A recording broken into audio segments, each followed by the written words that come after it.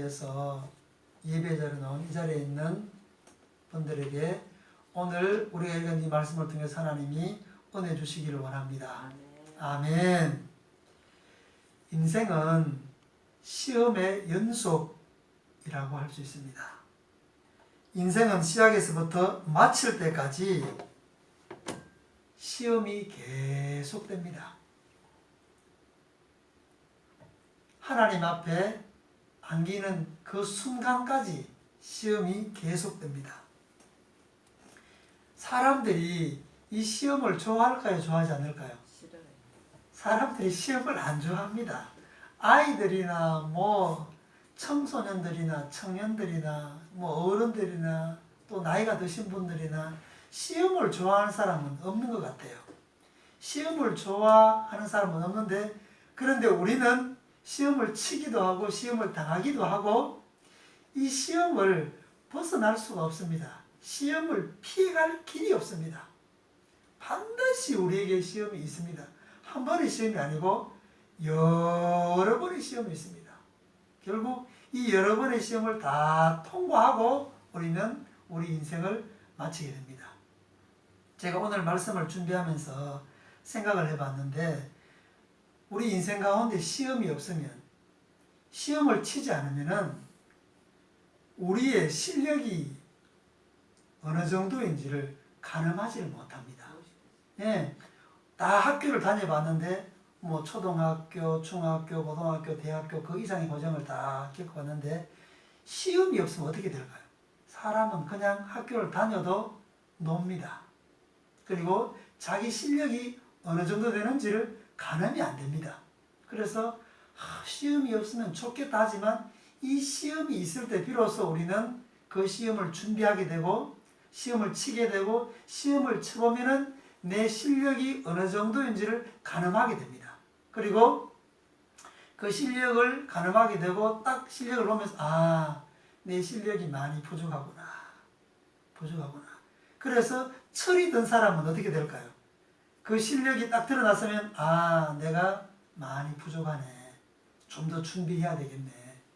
그래서 다음번 시험 때는 더 많이 준비해서 그 시험에 더 좋은 결과를 얻기도 하죠. 이게 시험을 쳐보면 그래서 그 사람의 실력이 드러난다는 거죠. 그래서 시험을 많이 준비한 사람은 시험 치는 날이 두려울까요? 두렵지 않을까요? 두렵지 않습니다. 그겁니다. 시험이 있을 거를 알고 시험을 많이 평상시에 준비한 사람은 시험 당일이 찾아와도 두렵지가 않아요. 왜? 자신이 있습니다. 뭐 했기 때문에? 준비했기 때문에 그렇습니다. 준비했기 때문에 그 시험을 쉽게 통과해 나갈 수 있습니다. 그 시험 당일에는 쉽게 통과했지만 준비하는 과정은 쉬웠어요? 안 쉬웠어요? 안 쉬웠습니다. 다른 사람이 놀 때 자기는 그 시험을 준비했기 때문에 시험 당일에는 그 시험을 통과하는 거죠. 통과하고 또 시험을 통과했을 때 뭐가 있어요? 좋은 결과가 있습니다. 보상이 있습니다. 인생이란 게 그렇습니다. 학교뿐만이 아니고 학교 끝마치면은 시험이 없을 것 같지만 학교 끝나면 뭐가 있을까요? 사회생활 하는데 그냥 되는 게 없습니다. 시험이 있습니다. 취직하려고 해도 시험을 쳐야 되고 면접을 봐야 되고, 시험 성적이 안 되면은 취업이 안 됩니다. 또 면접도 해야 됩니다. 그래서 학교에서는 우리가 그냥 배우는 학과 공부의 시험이었다면 이제 학교를 졸업하게 되면 그때부터는 진짜 인생의 시험입니다. 학교에서 배웠던 것들을 총동원하고 또 배우지 못한 것까지 동원해야만이 그 시험에서 이겨나갈 수 있습니다. 취업시험 쉬울까요? 안 쉬울까요? 안 쉽습니다. 사람을 이렇게 여러 사람이 오는데 그 중에 몇 사람을 뽑아야 됩니다. 면접을 해야 되는데 그러면 그 한 사람으로 선택되기가 쉬울까요? 안 쉬울까요? 안 쉽습니다. 그래서 인생의 무대에서 이거 쉽지가 않네. 취업하는 것도 쉽지가 않네. 면접하는 것도 쉽지가 않네. 그리고 몇 번 이렇게 안 된 사람은 어떻게 하면 그 시험을 통과할까 하고 준비하고 면접도 준비하고 인생의 쓴맛을 보고 더 잘 준비해서 시험이 통과되어서 또 일하게 되고 거기서 또 자기에게 주어진 일을 성실하게 감당하게 되고 하게 됩니다. 그렇지만 취업한다고 해서 이게 끝이 아닙니다. 또 다른 여러 가지 시험이 많이 있습니다. 살다 보면 돈의 시험을 받기도 하고 또 사람과의 관계 시험을 받기도 하고 이런저런 여러 환경을 통해서 시험을 받기도 합니다. 이 시험에서 벗어날 길이 없습니다. 근데 이 시험을 잘 준비하지 못한 사람은요, 이 시험에 험난한 파도가 올 때에 시험에 걸려서 넘어지기도 하고 시험에 빠져서 일어나지 못하는 경우가 종종 있습니다. 믿는 사람들에게 역시 예외 없이 시험이 있습니다. 인생이라는 것이 똑같은 길을 가기 때문에 모든 사람들에게는 거의 비슷한 시험들이 있습니다. 그리고 믿는 사람들에게는 그와는 또 다른 믿음의 시험이 있습니다. 이 믿음의 시험을 이겨내지 못하면요, 믿음에서 떠나기도 하고 안주하기도 하고 그런 경우가 있는 것이죠. 오늘 우리가 읽은 이 말씀은 시험에 대해서 말합니다. 시험에 대해서 말하는데 모든 사람이 피하고 싶어하는 이 시험에 대해서 성경은 뭐라고 말할까요? 시험을 피해가라고 말할까요? 아니면 시험을 통과하라고 말할까요? 시험을 통과하라고 말합니다. 그리고 이 시험을 만나거든 뭐라고 할까요? 싸워서 이기라 하기도 하고 시험을 만나거든 기쁘게 여기라고 합니다. 이게 상식적으로는 말이 안 되죠. 시험이 오거든 기쁘게 여기라 그렇게 말씀하십니다. 야고보서에 보면은요, 오늘 제가 12절에서부터 18절까지 말씀을 읽었는데 이 시작하는 1장 1절에 인사하고 2절에는 뭐라고 되냐면 이렇게 되어 있습니다. 내 형제들아 너희가 여러 가지 시험을 당하거든 온전히 기쁘게 여기라. 믿음의 사람들에게 보내는 편지 내용입니다. 한 가지 시험이 아닙니다. 여러 가지 시험을 당하거든 온전히 기쁘게 여기라. 왜 시험을 당하는데 기쁘게 여기라고 했을까? 상식적으로는 이게 이해가 안 됩니다. 그런데 이 말씀의 의미를 곰곰이 되짚고 되새겨보면 왜 시험을 기쁘게 얘기하는지 그 말의 의미를 알게 됩니다. 그래서 인생을 살면 살수록 시험이 우리에게는 끊임없이 찾아오는 걸 알게 되고 이 시험을 왜 기쁘게 얘기해야 되는지를 조금 더 영적인 통찰력을 가지고 이 하나님이 주시는 그 말씀의 의미를 알게 되고 이해하게 되고 깨닫게 되면은 왜 시험을 기쁘게 여기라고 하는지를 알게 되고 깨닫게 됩니다. 그러면 피할 수 없는 시험이지만 내게 오는 시험도 그렇고 다른 사람에게 오는 시험도 그렇고 이 시험은 언젠가는 지나갈 것이기 때문에 이 시험과 맞서서 이겨나가야 되겠구나. 그러면 이 시험을 어떻게 이겨나갈 것인가? 어떻게 통과하게 될 것인가? 거기에 대해서 질문을 하게 되고 나는 거기에 대해서 이제 믿음을 지키게 되는 거죠. 그래서 3절에 보면은 이렇게 얘기합니다. 이는 너희 믿음의 시련이 인내를 만들어내는 줄 너희가 알미라. 시험과 시련을 거의 같은 선상에서 얘기했습니다. 시험이 곧 우리 인생의 시련입니다.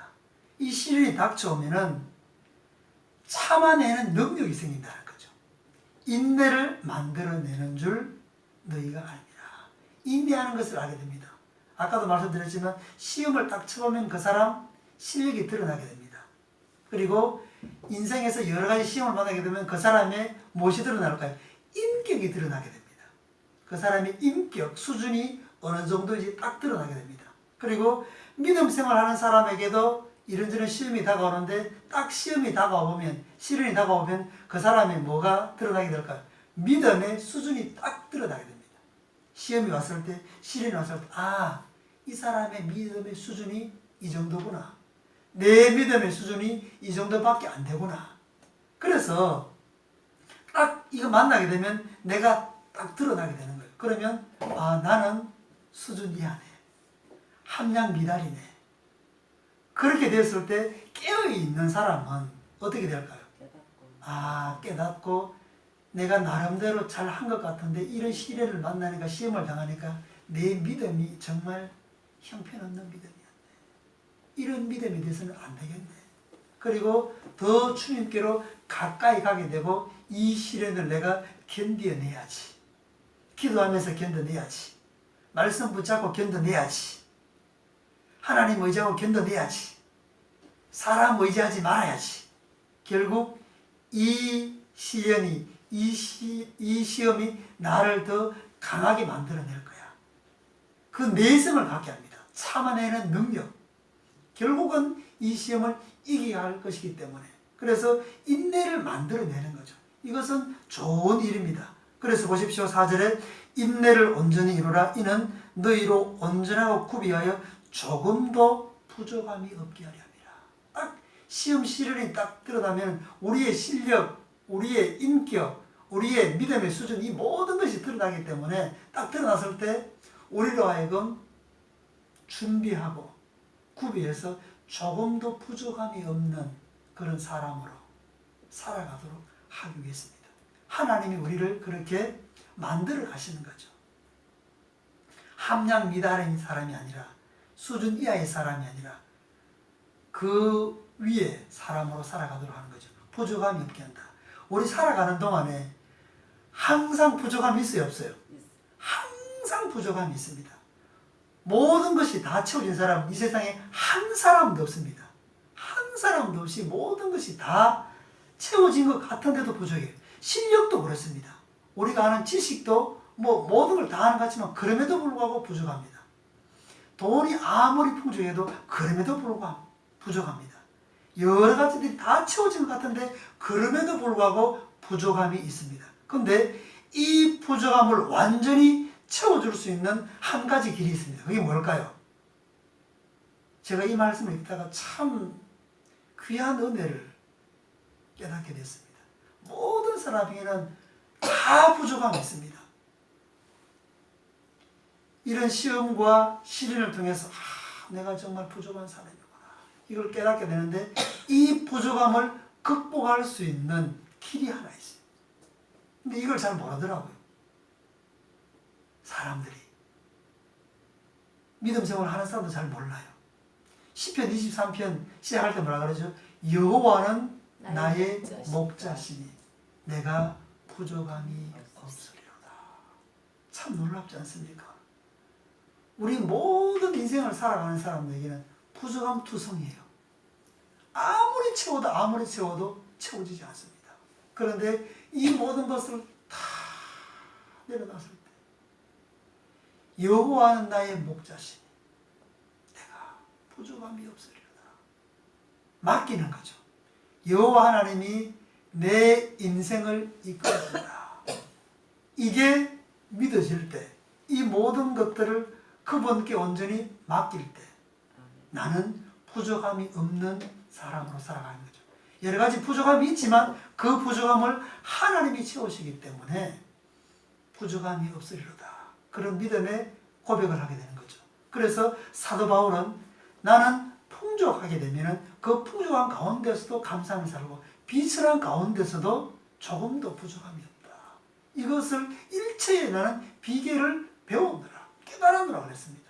정말 그 하나님의 은혜의 깊고 깊은 것을 알게 되고 깨닫게 되면 풍족해도 교만하지 않고 없어도 불평하지 않고 이 모든 비결을 배우게 되는 것이죠. 주님께서 친히 우리에게 뭐라 말했습니까? 나는 선한 목자라. 선한 목자는 양들을 위하여 목숨을 버리거니와. 그렇게 했습니다. 우리 위해서 목숨까지 버려주시고 우리를 살리신 그 주님을 우리가 생각하게 되고 그 주님의 은혜를 깊이 받아들이게 될 때 내가 뭐가 부족한 게 있어? 내 모든 것 주님이 주셨는데 목숨 바쳐주셨는데 나에게 영원한 생명 주셨는데 나는 부족함이 없는 사람이지. 뭐가 부족해? 하나님이 다 채워주셨는데. 그런 고백을 하게 된다는 것이죠. 그래서 오늘 시험에 관련된 말씀인데 12절 말씀에 뛰어 넘어가서 자 그러면 보십시오. 시험을 참는 자는 복이 있나니 이는 시련을 견디어낸 자가 주께서 자기를 사랑하는 자들에게 약속하신 생명의 밀관을 얻을 것이기 때문이라. 이 말씀이 얼마나 은혜가 돼요.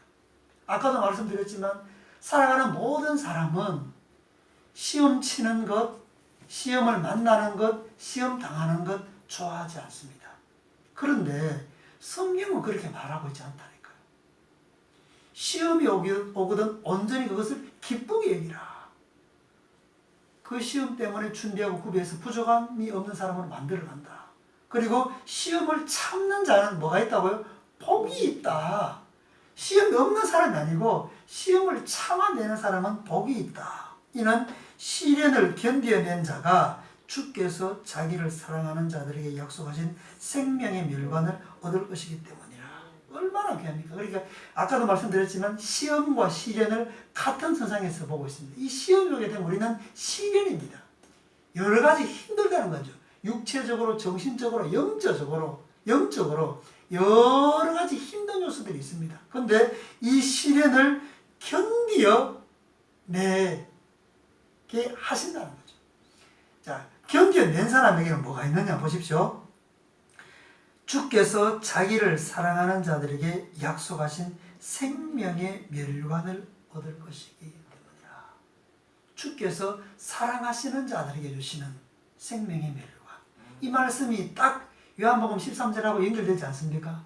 하나님이 세상을 이처럼 사랑하사 독생자를 주셨으니 이는 그를 믿는 자마다 멸망하지 아니하고 영생을 얻게 하려 하시니라. 생명의 멸류관, 영생.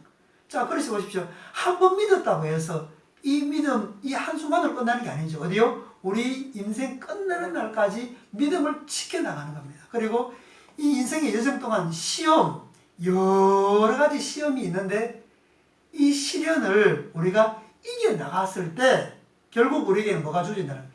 영생, 생명의 멸관이 주어진다는 거죠. 얼마나 놀랍습니까? 이게 주께서 사랑하시는 자들에게 주시는 약속인 줄 믿습니다. 얼마나 감사합니까? 그러니까 우리에게 시험이 다가오더라도 시련이 있더라도 우리는 어떻게 해요? 견뎌내고 이겨나가야 됩니다. 이미 우리는 이 약속을 받은 사람이고 이 약속을 이루어내야 할 사람이기 때문에 그런 줄 믿습니다. 아멘. 그래서 우리에게 시험이 오거든 우리는 믿음으로 이것을 온전히 기쁘게 여기고 내 믿음의 수준이 어디인지를 판단해보고 그렇습니다. 내 믿음의 수준은 이것밖에 되지 않습니다. 그렇지만 나는 주 여호와 하나님을 나의 목자로 믿고 따르는 사람입니다. 나에게는 부족함이 없습니다. 부족함이 없습니다. 감사합니다. 그 믿음으로 우리에게 다가오는 시험을 이겨나가는 우리들이 될 수 있기를 주님의 이름으로 축복합니다. 13절, 14절 딱 보면요. 14절 말씀 한번 보겠습니다. 한번 읽어볼까요? 오직 각 사람이 시험을 받는 것은 자기 욕심에 끌려 미혹됨이니. 예.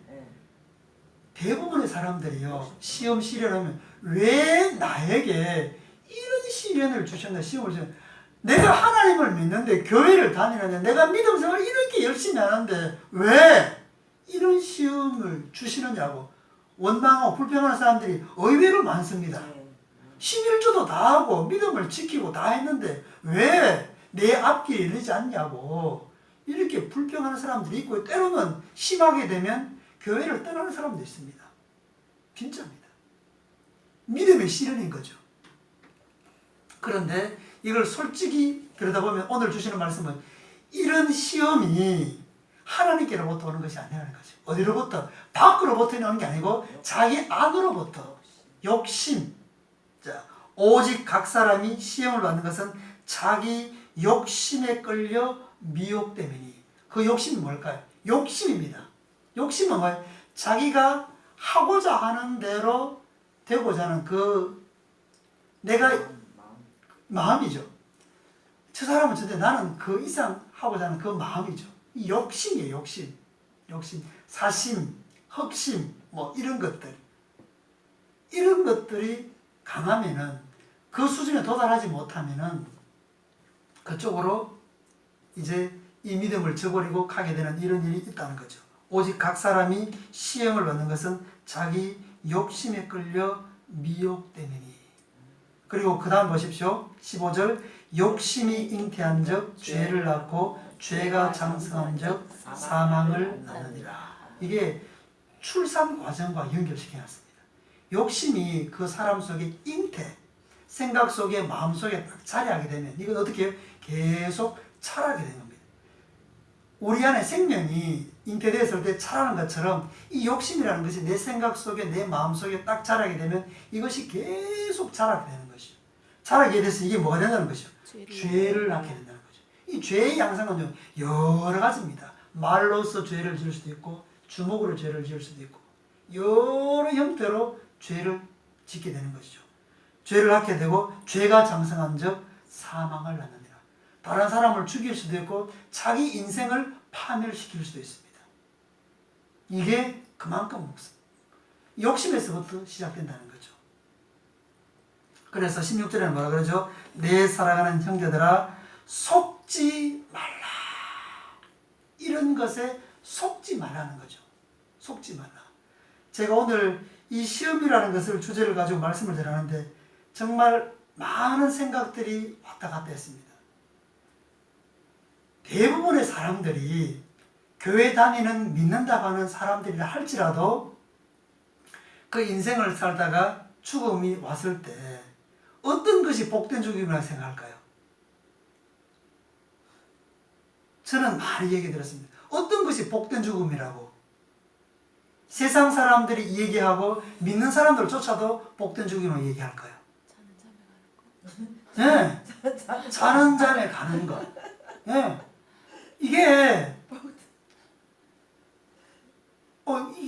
이게 세상 사람들은 당연히 그런 말을 하고 교회 안에서 믿음 생활하는 사람들도 자는 잠에 그냥 가게 복된 죽음을 맞이 기도한다는 사람들도 많이 있더라고요. 그 내가 이거를 생각하면서 정말 그것이 복된 죽음일까 고민하게 됐습니다. 세상 사람들이 보통 생각하고 말하고 바라는 그냥 자는 잠에 이렇게 가는 것 그게 정말 하나님 보실 때에 복된 죽음일까? 성경 어디에도 그런 게 없습니다. 자는 잠에 가는 것이 복된 죽음이라고 말하지 않습니다. 진짜입니다. 그래서 우리가 정말 믿음 생활하는 사람들도 정말 그 중심이 하나님께 바로 있지 않을 때가 있겠구나. 정말 하나님이 말씀하시는 복된 죽음이 어떤 것인지 우리가 너무 세상적인 기준을 가지고 있구나. 그런 생각을 했습니다.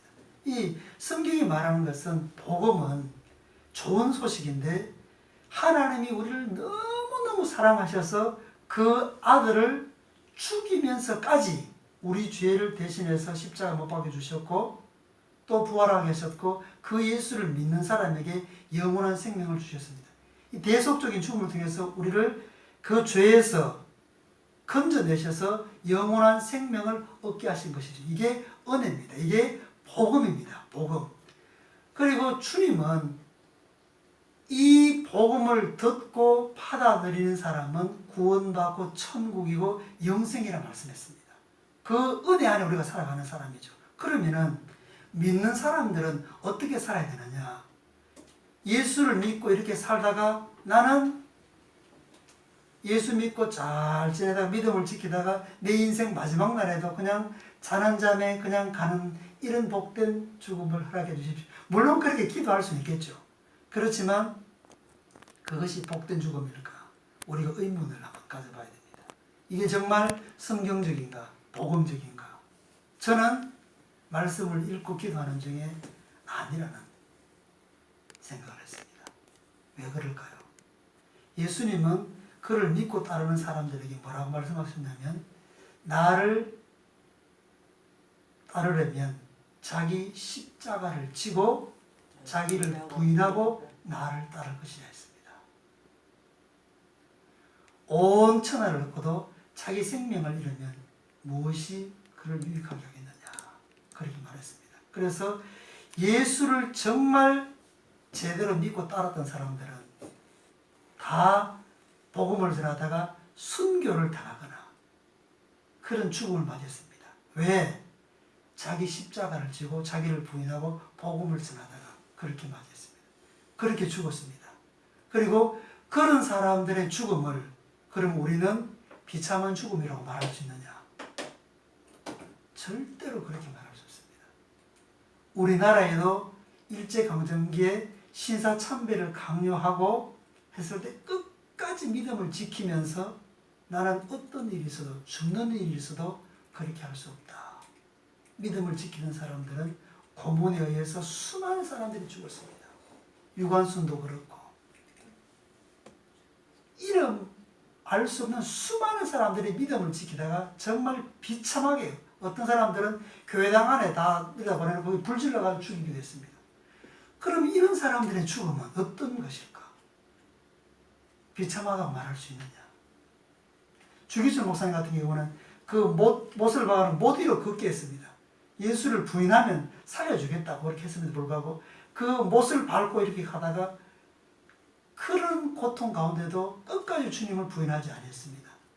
그리고 또 감옥에서 얼마나 많은 고문을 받고 결국은 감옥에서 목숨을 잃었습니다. 이런 죽음을 맞이한 사람들도 있습니다. 그러면 우리는 믿음 생활 나름 잘 하나 지키다가 그냥 나는 고통 없이 사는 잠에 가게 해주십시오. 이것은 너무 세상적인 가치, 세상적인 기준이라는 생각을 했습니다. 저희 어머니가 병원에 입원해 있거든요. 80이 넘었습니다. 여러 가지로 힘든 것도 있고 이제 자식들이 다 장성해서 가정도 이루었고 뭐 이제는 내 인생을 뭐 끝내도 조금도 미련이 없으니까 찬한잔에 가게 해달라 그런 말을 했겠지만 저는 아들 된 저로서는 마음이 무거워요. 어머니가 어느 정도까지는 모르겠지만 그래도 이런 순간까지도 저는 이겨나갔으면 하는 바람이 있습니다. 왜 그러냐면요. 이런 순간이 없으면 우리가 주님의 은혜를 깊이 생각해야 되겠습니까?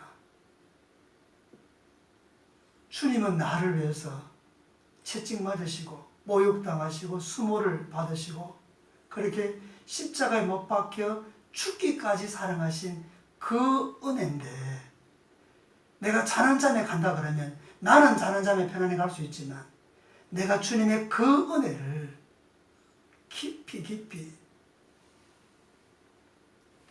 생각할 수 있겠느냐고. 그리고 우리 인생은 70, 80이라도 성경에는 어떻게 해요? 안개와 같다 그랬잖아요. 금방이잖아요. 그러면 그 고통의 시간이 얼마겠습니까? 길어본들 얼마겠어요? 안개입니다. 그 고통의 시간이 고통일 수 있지만 주님을 더 깊이 생각할 수 있는 시간이 될 수 있다는 거죠. 그 시간까지라도 우리의 믿음은 힘들지만 그럼에도 불구하고 끝까지 믿음을 지켜나가게 해주시고 주님 품에 안게 해주십시오. 이렇게 기도하는 사람이 진정한 기도의 사람, 진정한 믿음의 사람이 아닐까요? 저는 그런 마음이 듭니다. 저도 어차피 살다가 인생을 마감해야 될 것인데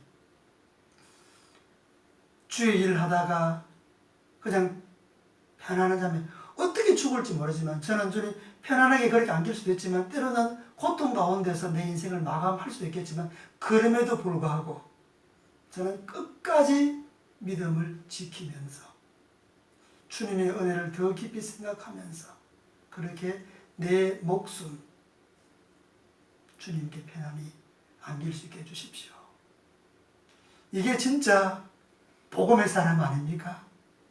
여기 있는 우리들도 장차 그 길을 다 가야 할 것인데 하나님이 어떻게 우리에게 허락하실지 몰라요. 그렇지 않습니까? 이거는 내 뜻대로 되는 것이 아니고 주님 뜻대로 되는 줄 믿습니다. 아멘이십니까? 주님이 그렇게 뭐 편안한 잔한잠에 가게 하실 수도 있고 그렇게 하지 않는다 할지라도 주님의 은혜에 감사하고 믿음을 지켜나가는 우리들이 될 수 있기를 주님의 이름으로 축복합니다. 아멘. 그래서 세상적인 말하는 사람들이 말하는 그게 다 복음은 아니라는 거죠. 제가 전에 갈라디아서 말씀할 때도 그랬지만 복음은 뭐냐? 예수께서 우리를 위해서 죽으셨고 이 세상 죄악 가운데 있는데 우리들을 죄악 가운데서 건져주셨고 그 예수를 믿는 사람은 구원이고 천국이고 영생이다. 이것이 복음이에요. 그리고 우리가 살아가는 동안에 이런저런 여러 가지 시험이 있겠지만 이 시험을 당하면서 우리가 구비되고 준비되어서 정말 부족함이 없는 사람으로 그렇게 우리에게 주어진 인생을 다 살다가 사명 다 하다가 주님 품에 안기게 되는 것이 정말 복된 죽음인 줄 믿습니다. 아멘이십니까? 그렇습니다. 우리 인생이 그렇지 않습니까? 태어나서 나이 들어가면서 수행하는 과정, 생로병사라지 않습니까? 태어나서 이제 나이가 좀 늙어가는 과정입니다. 그 가운데에서 쇠하면은요 병들고 마지막에는 죽음입니다. 그리고 이것은 믿는 사람이든 믿지 않는 사람이든 이 죽음을 피해갈 사람은 아무도 없습니다. 이게 마지막 시험이에요. 마지막 시험. 이 마지막 시험을 정말 우리는 믿음으로 통과해 나갈 수 있기를 주님의 이름으로 축복합니다. 여호와는 나의 목자시니 내가 부족함이 없으리로다. 그가 나를 푸른 초장에 누이시며 쉴 만한 물가로 인도하시는도다. 그가 내 영혼을 소성시키시고 의의 길로 인도하시는도다. 내가 사망의 엄침한 골짜기로 다닐지라도 해를 두려워하지 않을 것은 주께서 나와 함께 하시니라. 주께서 원수의 목전에서 내게 상을 차려주시고 기름으로 내 머리에 바르셨으니 내 잔이 넘치나이다. 나의 평생에 여호와의 인자하시니 정녕 나를 따르리로다. 아멘. 아멘. 끝까지 믿음을 지키면서 어떤 시험이라도 그 시험 앞에 굴복하지 아니하고 정말 이 시험을 통해서 우리가 더 단단히 믿음의 사람으로 다듬어져가는 우리들이 될 수 있기를 축복합니다. 그래서 욥의 시험, 욥이 당한 시험, 욥의 고난을 한번 보라고 야고보는 이야기해 줍니다. 보십시오. 그가 뭐가 부족한 게 있습니까? 부족한 게 하나도 없습니다. 그런 그에게 갑작스럽게 시험이 다가왔습니다. 시련이 닥쳐왔습니다. 그가 가진 모든 소유물이